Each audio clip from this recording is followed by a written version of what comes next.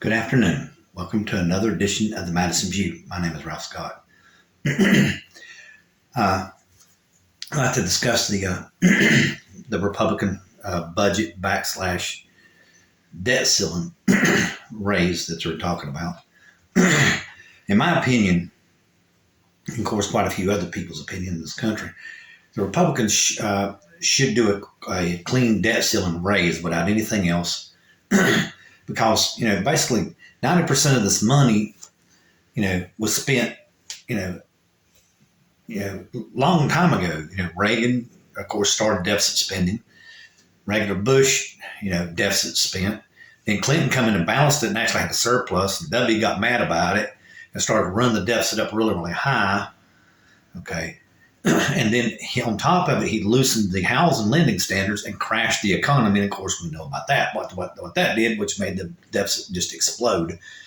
Because Obama had the deficit spend to get the country back in because there was nobody working anymore. The economy basically went from full employment to I think it was 30% or 28% unemployment, within 3 months. I mean, it was a crash, man. I mean, it was really bad. But due to Obama deficit spending and the Fed's pumping at the economy, which of course was spending more money, adding more money to the deficit. And then of course we know what Trump did. Trump just spent, just printed 5 times more money than ever been printed in society. So this deficit is mainly a Republican problem. It isn't a Democrat problem. So they need to go ahead and just raise this debt ceiling up. They were the ones that created it. It's basically a fact. I mean, they can say as they wish. Obama had a deficit spend in order to pull the country out of the Great Recession. And he had no choice. And so, the Republicans have created the debt ceiling, the debt that we have. So therefore, they should raise the debt ceiling just to be honorable, because they are the ones that created the mess to begin with. Okay. But anyway, but I would like to say this though now, and of course, like I said, this whole entire show is my opinion, but it's opinion in my opinion that counts. But anyway, just like take one of,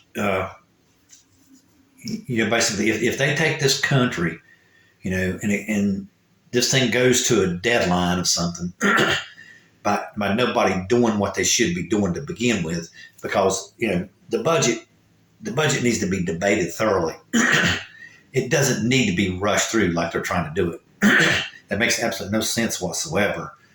But anyway, if they let this thing go to a crisis, what's going to happen is our debt will get downgraded. Okay, and what will happen is the interest rate will raise up on our debt, which will increase our deficit spending. The amount of money we're going to have to pay a bondholder, a holder bond, is going to go up, not down. So that, of course, is going to increase the deficit. Okay, and if you take it to the disaster point, the first people will get hurt, which is something that really baffles me, is the blue collar people. Okay, they're going to get laid off in droves. Okay, they'll get laid off in droves. I mean, hand over, they'll be receiving all kinds of pink slips. And this is the people who vote for the Republican Party. But that's the people the Republican Party is going to hurt the most. And it'll affect them immediately. And I cannot understand for the life of me why these people even vote for Republicans. I mean, because the Republican Party carries people that the main majority of their supporters are high school education and less.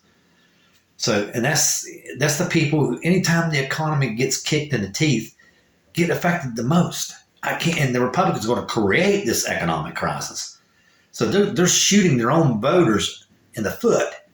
And it really baffles me about the whole entire voter base that the Republican Party has.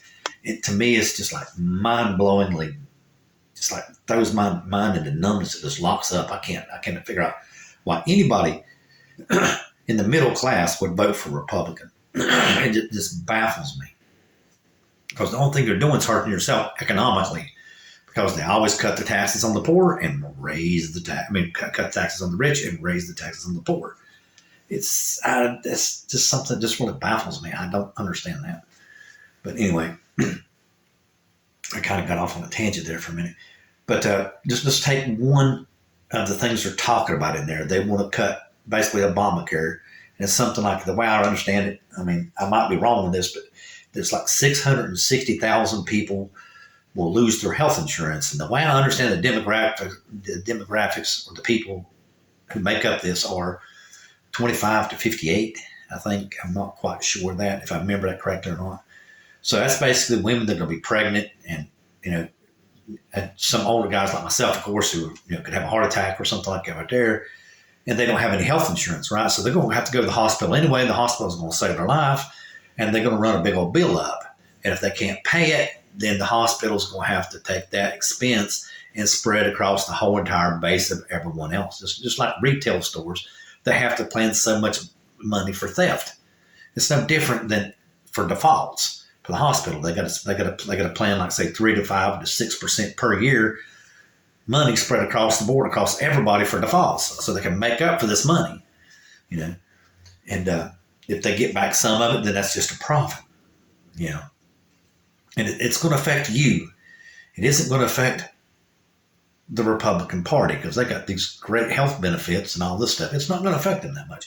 But basically, overall, what will happen is just by cutting that 660, your hospital bill is going to go up, because that the insurance companies aren't spreading the risk across the 660 additional people in the insurance system. Okay, and because they won't have insurance then, so they were paying some, and some people weren't paying anything at all. But still, by the way the insurance system is set up, the Medicaid tax was paying for some of Obamacare. So basically, the insurance wasn't being covered,